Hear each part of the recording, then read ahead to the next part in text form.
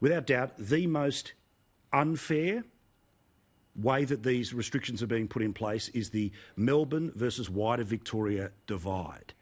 Now, we show you this map every night because it is instructive. Now, they were very clever, the way they tried to change this, which is to say grey, no virus, light purple, there's been a bit of virus, and the darker you go, the bigger it gets. But there's something very misleading about this particular map, because that is for the entirety of the virus.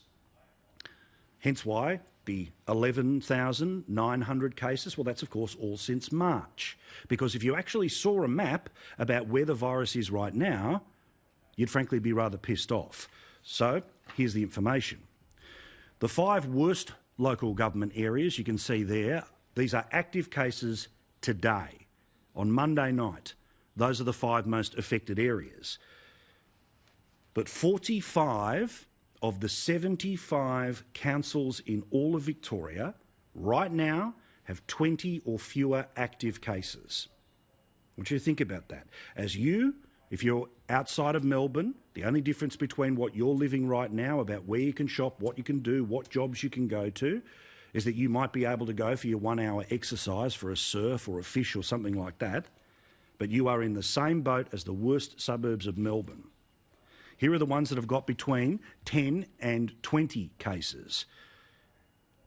Not a huge number.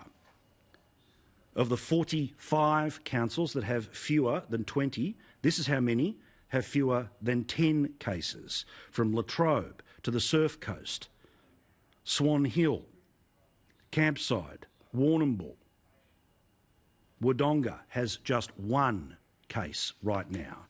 And there are 15 parts of Victoria right now that have no cases whatsoever. None. Wellington, Mildura, Wangaratta, Corangamite, Hindmarsh, all of those have no cases whatsoever. Think about this. There is no explanation why people who live in a local government area with no virus should be living under the same rules as the worst parts of Melbourne. Should they be having some restrictions? You bet. Should movement be being policed and social distancing? Of course. But to me, it's pretty outrageous that you have the public health officials who put out their map every single day that make it seem like all of Victoria has a problem with the virus. The reality, 45 of the 75 local government areas in Victoria have fewer than 20 cases. 15, none. 0 today. And many of those councils, by the way, have had no cases for the entire time. When asked about the divide between metropolitan Melbourne and the rest of the state, this is what the Premier served up today. Take note if you're watching on Sky News on Win. The regional metro split in terms of active cases, there are 6,489 active cases across the state, just under 400, so 386 cases that are confirmed in regional Victoria. That is, again, further growth of cases in regional Victoria, which I think confirms the decisions that we made yesterday. So see how they present the numbers? It's not about lies, lies and damn statistics and all the rest of whatever the old saying is. It's about telling you the reality of what's going on. That's going to be my promise to you, as you made on the telly. Every night is to hold my tongue sometimes, lash them when they need it, but if you are in regional Victoria right now, you are being absolutely screwed over, especially those places that have had no experience with it whatsoever. You could see the Prime Minister.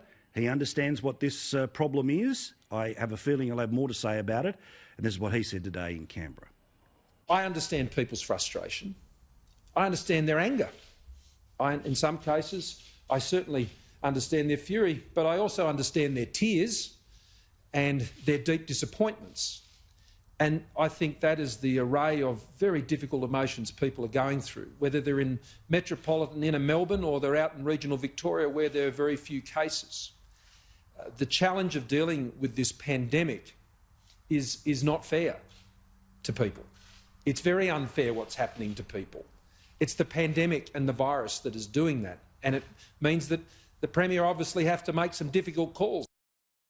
Now, I'm pretty fluent in what Scott Morrison says and what the meaning behind his words are. You can see the frustration that he's got about this situation. We know that there's plenty of daily conversations that are taking place, and I don't want to start this BS war between Melbourne and Canberra and all the rest of it here, but you've got to hope that 2 weeks into the 6 weeks, if the numbers remain like that in regional Victoria, then you get to come out of this faster than Melbourne. That'll be where we pivot in the next little while, but I'll give you the data. I'll tell you those local government areas every single night.